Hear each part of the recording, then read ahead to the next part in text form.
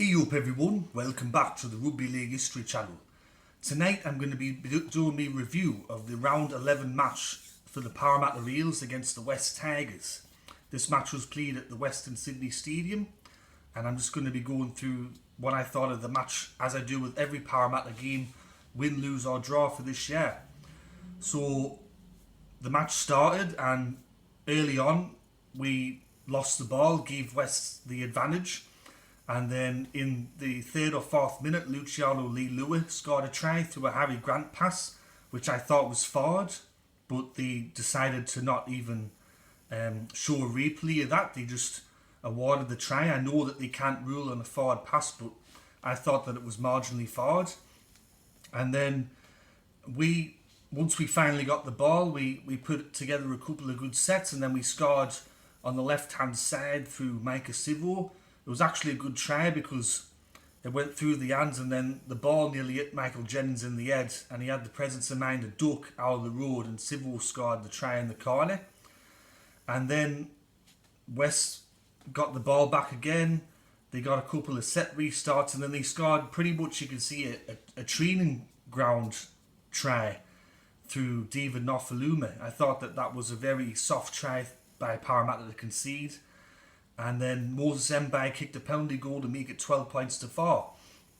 And once again, I thought it was going to be like the Manly game. We just didn't show up to play. And then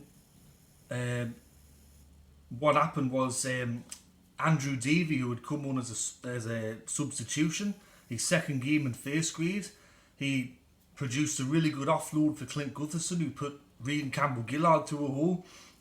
And I don't think Regan Campbell-Gillard's run that far in his life, to be fair. He run about 50 metres, 50 metres, evaded a couple of tackles and scored his first try for Parramatta. And I thought that was probably one of the best tries I've seen by a front rower in a while, running that far. And then we ended up getting another try through Mitchell Moses in his comeback match.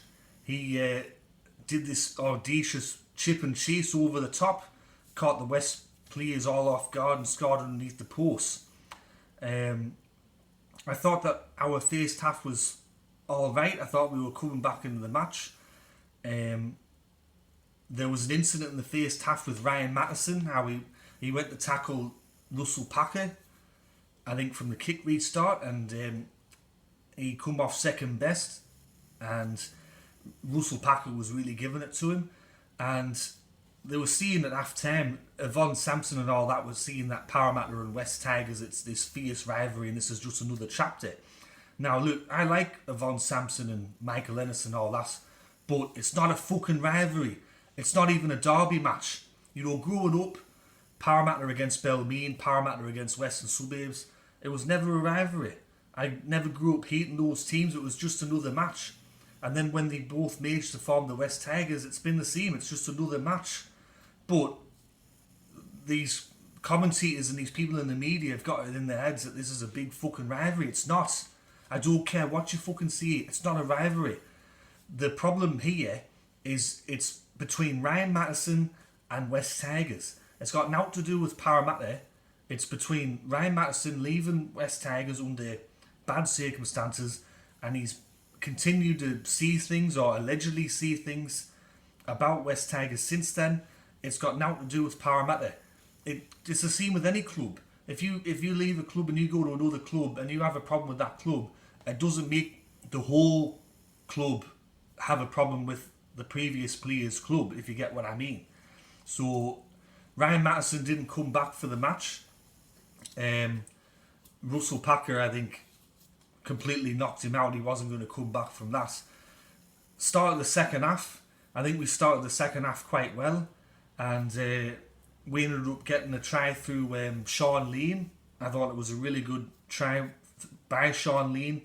The grubber from Clint Gutherson was on point, and that pretty much put us in, I think, a unlosable situation from that point. I didn't see West coming back into the match after that point. And then I think the icing on the cake was the Micah Sivo try in the corner. Then you can see in the last 20 minutes of the match it was very scrappy. both sides were kind of, well, I don't think West even really looked like scoring a try in those last 20 minutes, and they didn't until one of the final plays of the game. Parramatta nearly scored a couple of tries, but one was called for a forward pass by Wonga Blake to Mitchell Moses, and then Ferguson nearly scored his first try of the season, and it would have been a crazy try if he scored it because he jumped up in the air like he was, I don't know, on the moon, or it was like there was no gravity in the stadium for a couple of seconds because he leaped up and then he put the ball down. He kind of looked like a frog jumping up, and he put the ball down, but they ruled that there was a knock on in the previous play through Andrew Davey.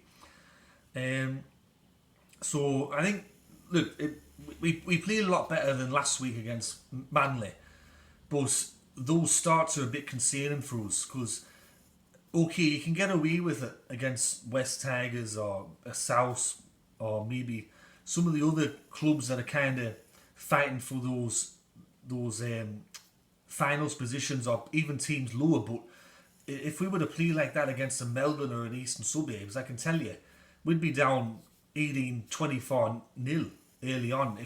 If you have a bad start like that against a Melbourne or an Eastern Suburbs, you can pretty much forget about winning the game because you have to be on point when you play against those clubs. I think the whole team played all right tonight. You can really tell the difference when Mitchell Moses is there, and you can really tell the difference when Blake Ferguson's there as well. Mitchell Moses had some problems throughout the game with his footing. He had one of the worst ever conversion attempts I've ever seen in my life. I think Andrew Davey once again had a really good game.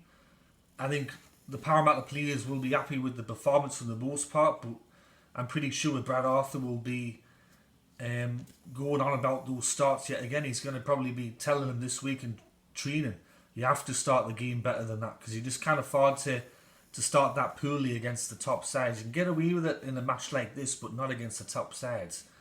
So that's my review of the round 11 Parramatta Eels match against West. I hope you enjoyed the video. If you did, click that like button. If you're enjoying the content that I'm making, click that subscribe button. But anyways, I'm going to sod off now. Catch us all later. Have a good week, and I'll see you in the next video. Alright, ta-ra.